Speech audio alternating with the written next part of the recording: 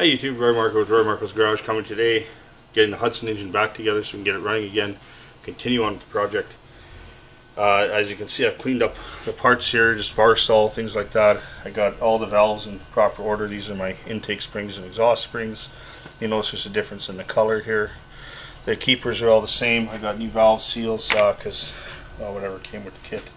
And then of course my exhaust and intake keepers all here. I've cleaned these up on the wire wheel just to get off any carbon. I'm just going to use a little bit of Varsol just to kind of a final rinse on them. Alright. Get the rag and wipe it. And you test that valve in the guide. And that should move nice and free, which it does. When this was running dry, so there's a little bit of rust in there. This would actually fill up with dirt and rust because it'd be so stiff, and somebody's actually had to pound out of the head. Then we just put a little bit of assembly lube. I don't have any engine assembly lube on me. I'm just using some grease here. So you might tell me how wrong that is, but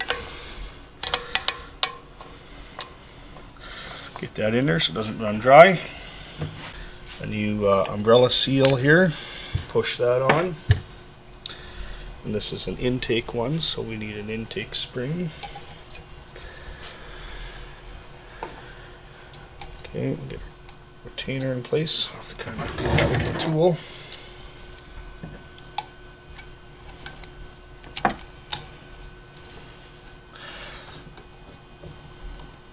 Okay. Intake ones have these single line retainers, and the exhaust has these 4 groove retainers. Put a little bit of grease on there and they will stay in place.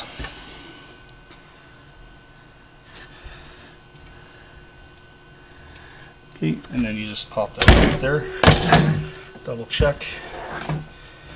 Put it off good. We'll go on to our next valve. The valves are in pretty good shape. I checked them all. They're not bent or anything like that. I know that was a concern because it touched the top of the piston. But they didn't touch the top of the piston under heavy load. They were just because they were stuck. I do have a valve grinding machine over there. I've been so tempted to grind these, but being that's a great beater challenge, we're not supposed to really get into trying to rebuild the engine here, so I'm just fixing it so it runs. So I know if you're thinking, oh, you should have ground those, you should have taken that next step, or oh, I would have done this and that. Well, I would have too. I'm very fussy. It's hard to overcome that. This is kind of a challenge for me not to go all the way with this. Okay, so I'll just go ahead and finish up the cylinder head, and we'll come back when it's the next step. We want to get this engine running, see how it is. So yeah, I got the cylinder head on here, the rockers on here, the push rod, so let's turn it over and see if we got oil pressure coming up to the top here. Oh, I think we just get it running. Yeah. I put the spark plug in. Yeah, no, we'll just get it running. Oh, I'm obsessed with copper coat.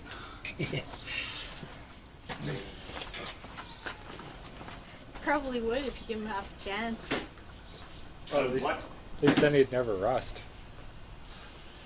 But he's already redhead, so isn't he already rusty? No, it's just copper coming through. He needs more copper coat. I used so much copper coat my hair went red. Is that what you're saying? Yep. Yep. Yeah.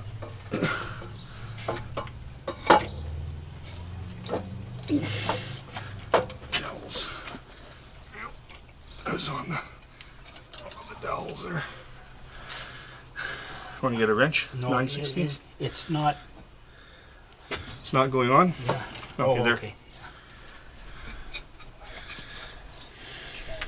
Just get that one tight. No. I'll do the other one. 9/16 wrench. This is the first time I've ever seen Roy assemble an engine without painting. Okay. Hear that, Sandy? What? Chris can repeat himself there. This is the first time I have ever seen Roy assemble an engine that's not been painted yet. Oh. I know. Yeah. Sandy's like, oh, we have to paint this. Yes. Yeah. I said, well, why haven't you painted it? because I like the patina. Do you need paint? Okay, at least you can eat off. It's fairly clean. You gotta get that. Oh yeah, it's delicious. Yeah, And I can tell that somebody's already painted it twice but it wasn't me.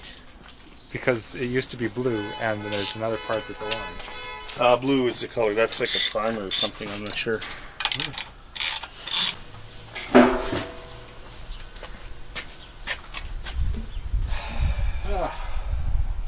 You watch that guy on YouTube called AEV?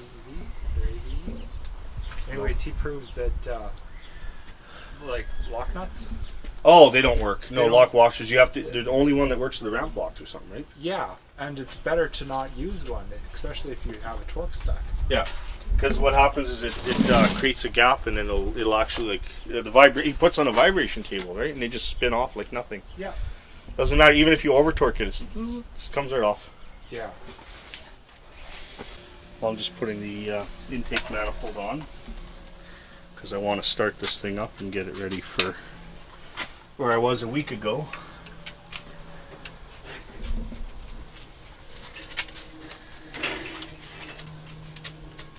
That's the one thing that did carry on, I think, onto the Jeeps and stuff and the 4-liters is the cylinder head idea, except for the way the rockers go on, but all the way the intake and exhaust go on, from what I understand, is the same.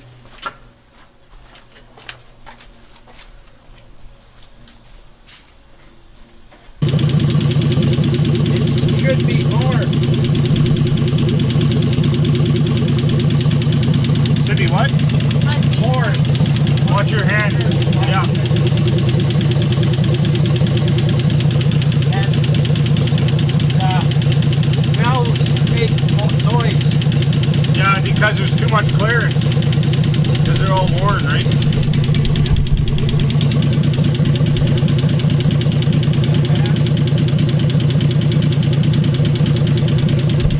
Does it go?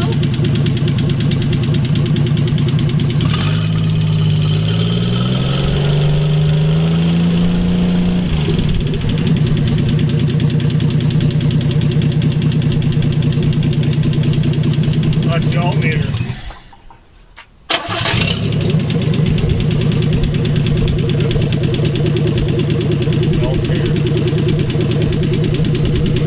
The oil's going everywhere now. This is burning a lot. Yeah.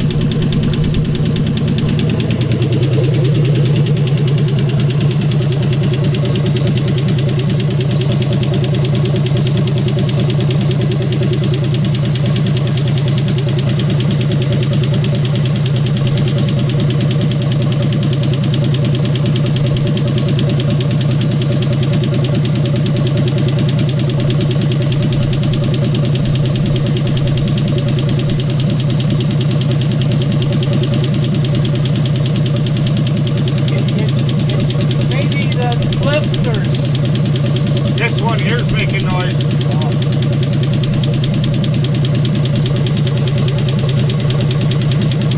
Okay. Well, it's running, so all I can do is run it.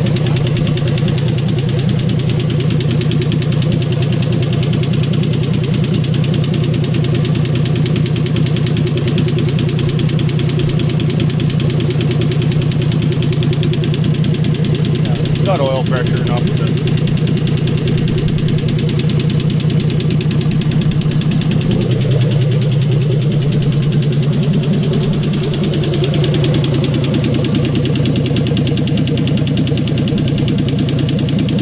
You can shim it up.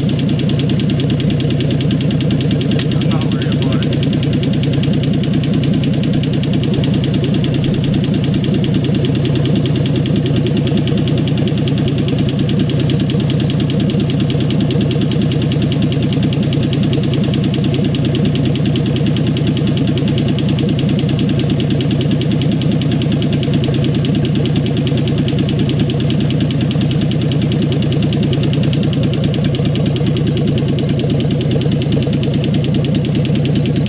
Oh, It's getting oil. yeah.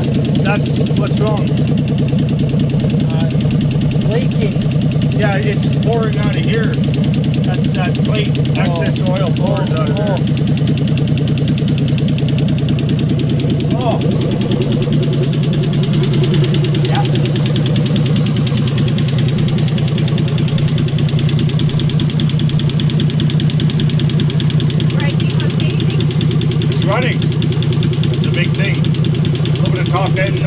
that.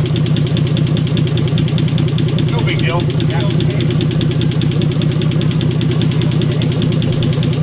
Yeah.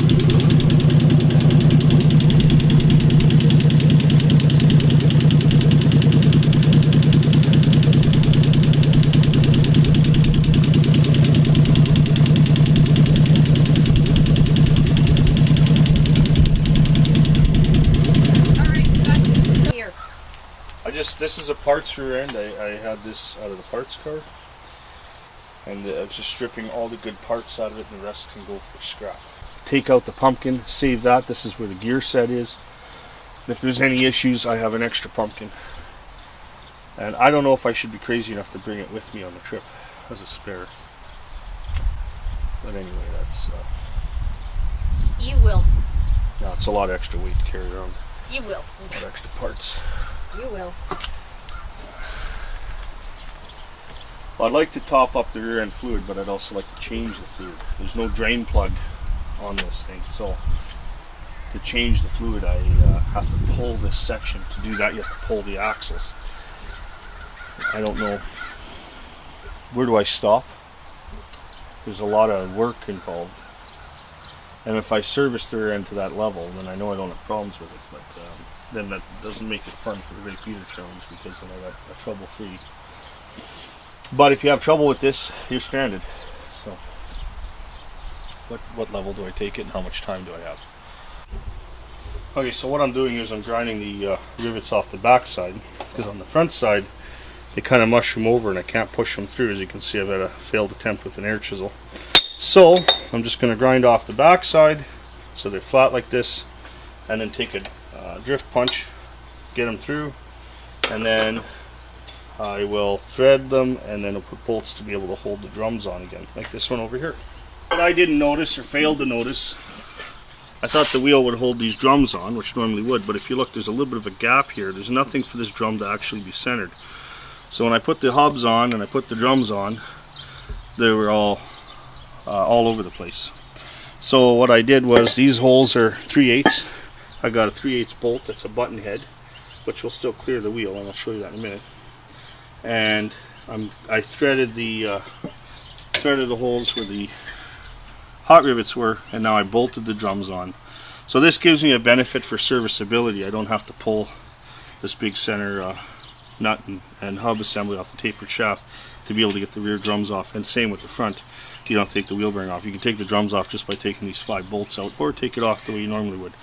So that turned out really well, and that's going to go on the back. So now I'm just finishing up number 2. Being that they're bolts, you have a guide pin, so on the original wheels, but I had to cut that off. I don't want to wreck these ones just in case the guy wants to go back to the original. But on the wheel, this is a Chrysler wheel. There's actually a indentation here on this particular rim that allows me to use this wheel with those bolts there and not have any issues. So this is a perfect scenario. These are 76 Chrysler Newport wheels, but these are probably desirable wheels for anybody with a muscle car. And but anyway, they fit the car perfectly. The hub center's perfect. They have that little indentation, so we're good to go.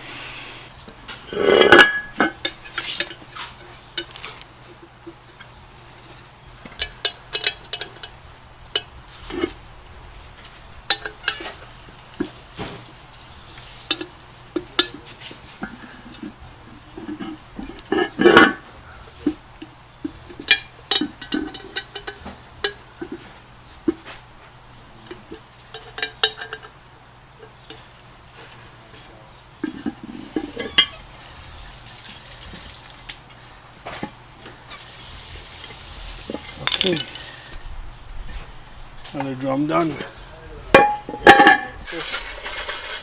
Since we're here, you remember how to do that? I mean, like, do you have the time for that? Well, they're so broken. crusty. They're so The seal's fully like broken. yeah, exactly. They're so crusty and so bad that let's clean up these bearings, because they're just gonna. Yeah. No, you can leave those. Or just put the other ones in from the other axle. Well, that's the thing. We can take it apart and find out. It's easier to do this now than later. Okay, so here you see the seal is all puffy now. It used to be right level with the metal flange. I'll take that same drum now, get on there, and now it actually has a seal again. So that's what I'm going to do for the rear axle seals, is just clean them up, do that, and then put it back together. See what happens. Okay, so one of the things I got to do this Hudson here is I want to be able to put the hood hinges on.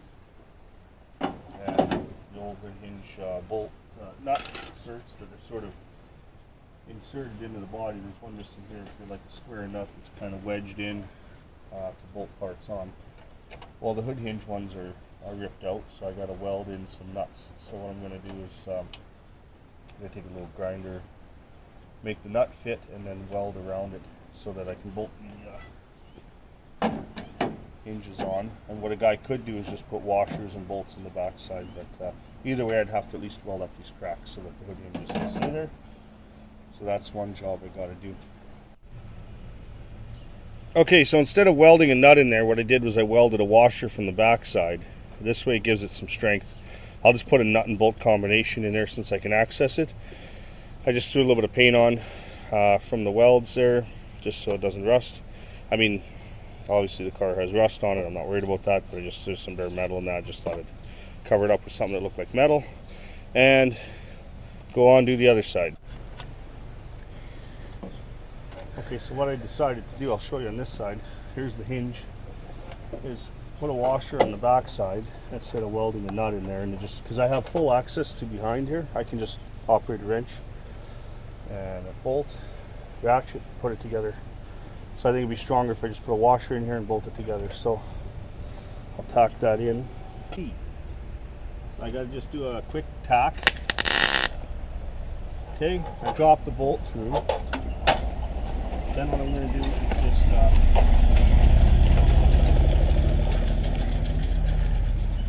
line up the hinge. I'm within range. Now I can weld, and for that I have to put my helmet down.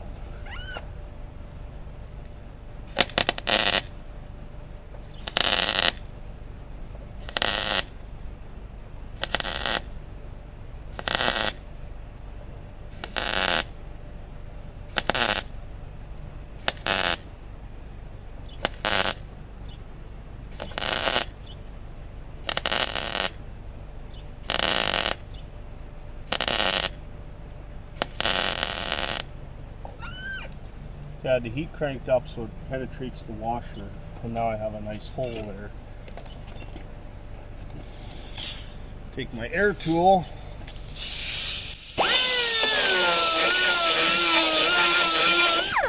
Okay. Then I got to turn the welder down because this metal's thinner, and then fix the cracks. Why did it have a crack in the first place? Stress cracks, vibration, driving down gravel roads. Well, you'd have it.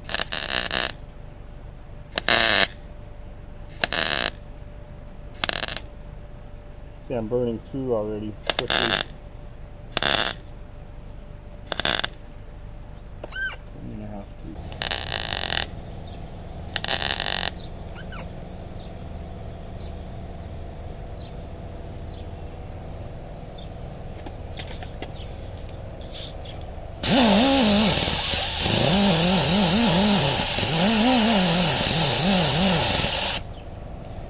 Now in welding like this, you want to cover your glass because you don't want to damage the glass. You'll see there's metal, it'll actually pit the glass. On the other side I put a blanket over it so I wouldn't get that. Also you have insulation inside the car. I pulled that out so it wouldn't catch fire. Those are things you want to check when you're doing welds like this.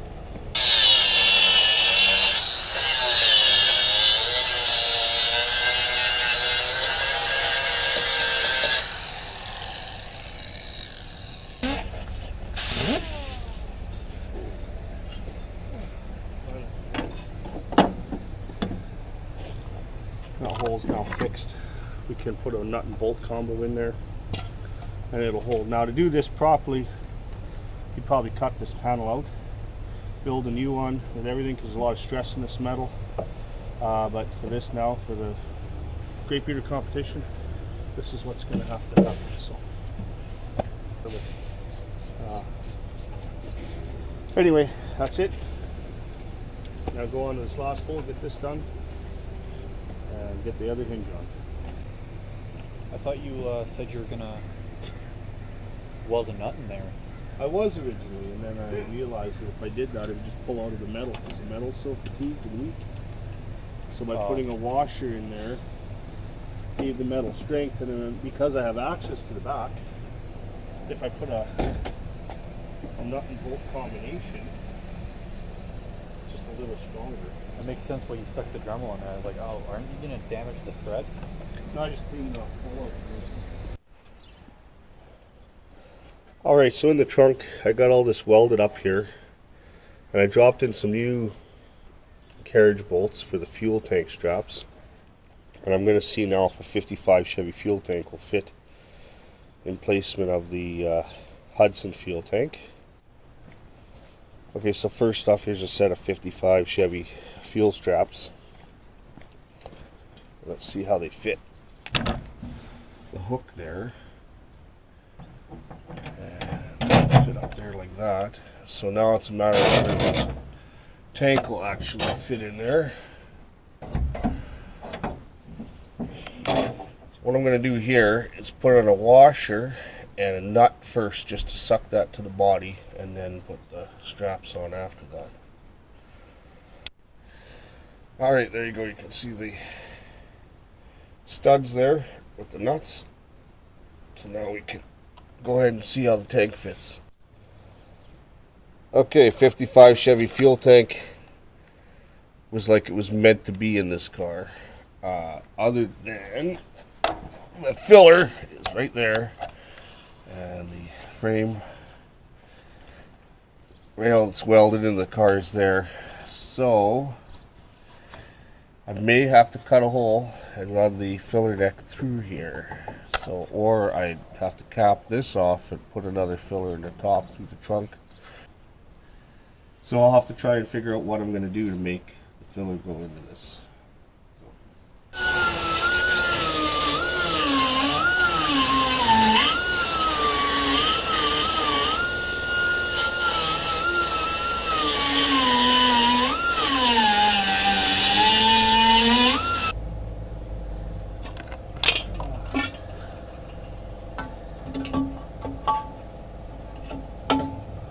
Alright, so what I've done here now is cut a hole through the frame rail, and that will allow me to put a filler neck through into the 55 Chevy fuel tank.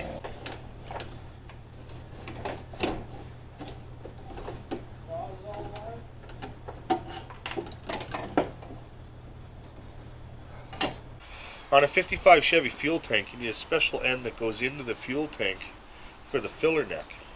And so I had to cut the end off because it's not shaped right to use in the car, but I got the end that holds the O-ring, so it can then get assembled and then pushed into the fuel tank. Now note, when you're going to put one of these O-rings on into a fuel tank, make sure you grease it up. I just use common wheel bearing grease so that it slips in there. So let me get that lubed up. Okay, so as you can see, the hole I cut in the subframe of the car, there's the fuel tank there. I still have to kind of tighten up the straps. Now what I've done here is I've actually drilled a hole for a bracket. I'll show you. What I'm going to do is take some wheel bearing grease and just lubricate the inside sealing surface where that O-ring goes to the fuel tank so it doesn't pinch the O-ring. I then slide it through the chassis into the fuel tank. There we go. And she fits in there just nicely. Now, one note, you can't just leave that like that because it could pop out. So there's a bracket that holds this tight so it doesn't come out of the tank, and it'll be safe so you don't lose any fuel. Alright, so this is that bracket I'm talking about. Slides on like this. There'll be a bolt into the frame here.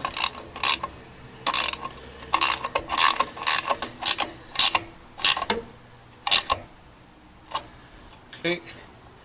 Now I just have to put a bolt here to clamp the pipe. Okay, now with the pipe installed, the bracket installed on the pipe here, that pipe isn't coming out of this joint, and that now you have a fuel tight seal, and you don't have to worry about a fuel leak there. This install of a 55 Chevy fuel tank is going so well that anybody who has a Hudson that needs a fuel tank, I recommend it. Also, there's a hole here I drilled on the other side. So for some reason, if this bolt didn't work out, I could get a socket on the back side and a nut and actually put a nut on the back of that bolt. So that's why I drilled it from that side. Anyway, nice and solid. Fuel tank's in now. Now we just got to do I got a rubber insulator. A guy could weld up here and just run a short insulator, but because of time restraints now, I'm just going to use it's a rubber elbow that's safe for fuel with a hose clamp, and then a hose clamp on the stock Hudson filler neck. So fuel filler is the original Hudson piece there, cap, right? It's all nice and ready to use. We go underneath, and there's that rubber elbow installed.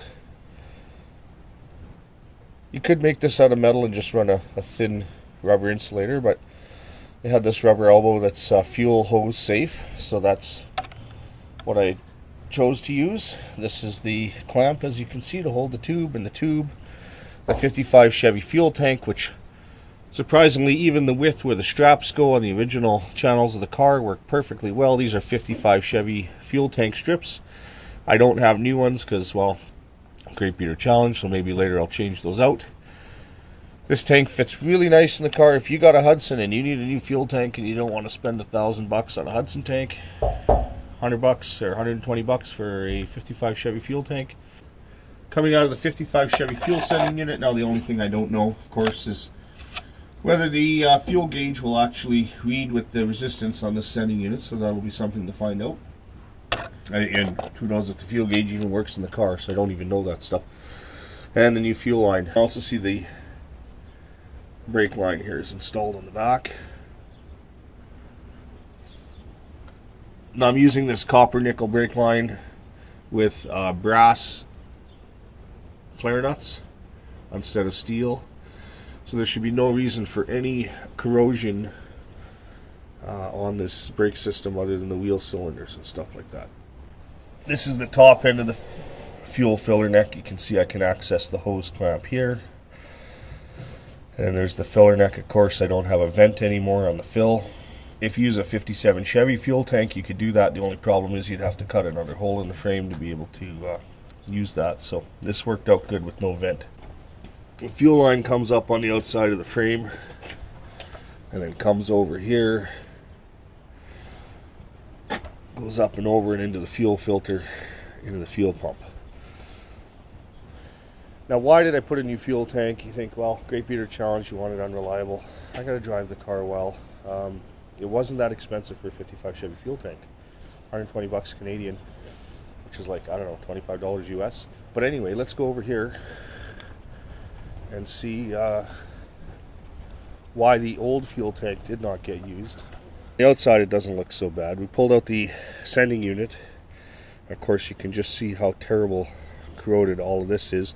Now, I mean, that's just the sending unit, so hey, if it didn't work, no big deal, right? But inside the tank, it's the same story. Complete rust. And on the bottom of the tank, it's wet here from sitting on the ground, but there's actually some dark spots from where fuel started to kind of eat through the bottom. Well, I shouldn't say fuel. Moisture in the tank ate through the bottom, and now this tank leaks. Okay, after going through all the belts I have here, you can see I didn't buy anything new here. I got old. Here's a couple old ones too. Here, so you can see a couple old belts here. We'll take as a spares. And I got this old Motormaster belt here. That looks like looks to be in okay shape out of that pile, and that will go on there. And it's a GM 10SI alternator. Adapted the bracket to fit that. So our alternator's in place. on to the next thing. Alright, so the engine's all together. We got the valve cover on. It's a different valve cover than the one I had. The one I had was cracked, and so I happened to have an extra valve cover kicking around from somebody else, and it was in the attic of my garage, so I went up and got it. So that's the valve cover that's going to be on there. So yeah, everything went back together. So I'll start it up, you can hear it run, and I think we'll be good for the challenge. There's a couple of bolts just holding these inner fenders on here, just to keep the rad support stable here.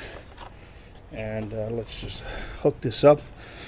The button here. Alright, there we go.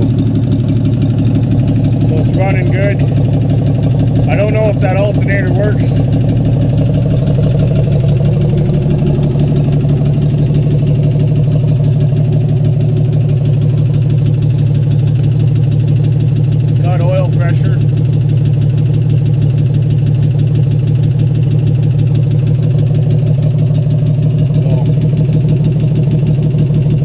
I got it on the ground. It's sitting on the tires now.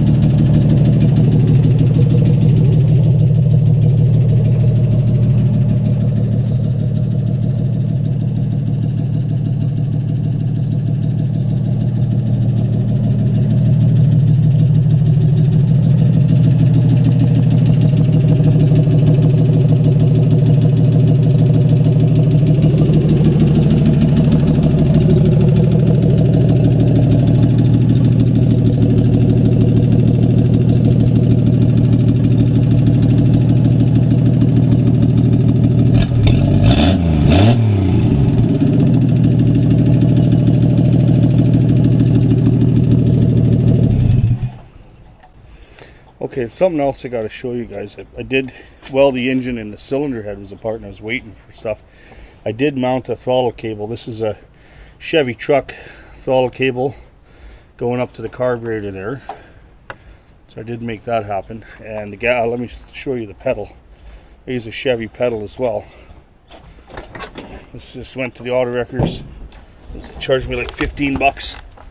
And there's the gas pedal there, mounted the typical Chevy with the 3. And there's the gas now on the brake. So anyhow, it's not exactly 100% perfect aligned and all that, but well, it is the Great Beater Challenge, so that's gonna have to do. I think it turned out quite well. I've seen a lot worse.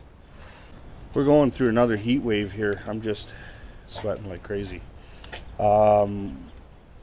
I just have to pick up some automatic transmission fluid. It's low. It doesn't really want to move under its own power. I hope it's low. It doesn't really show up in the dipstick when it's running, so I thought there was enough in there. I guess not. So on the next video, we'll see it move under its own power. And we got wiring and sheet metal to do, battery tray, but the fundamentals are underway. Really, when it comes to metal fabricating, it's just the battery tray left, and the rest of it is all just kind of nuts and bolts and, well, wiring. The wiring is going to try and use what's in the car or do a simple wiring harness throughout the entire thing. I don't really have the money and the budget for it, so if it's kind of safety, I would just make it work.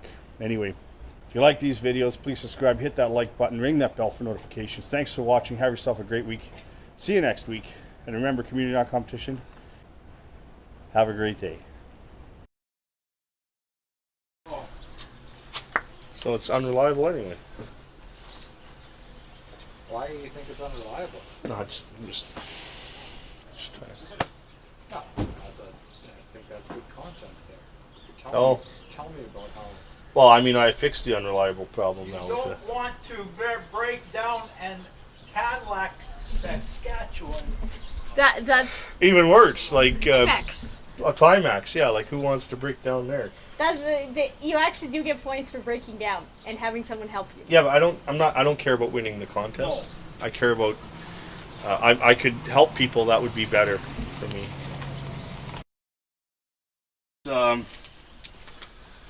I do have to I have to cook supper, so I'm gonna have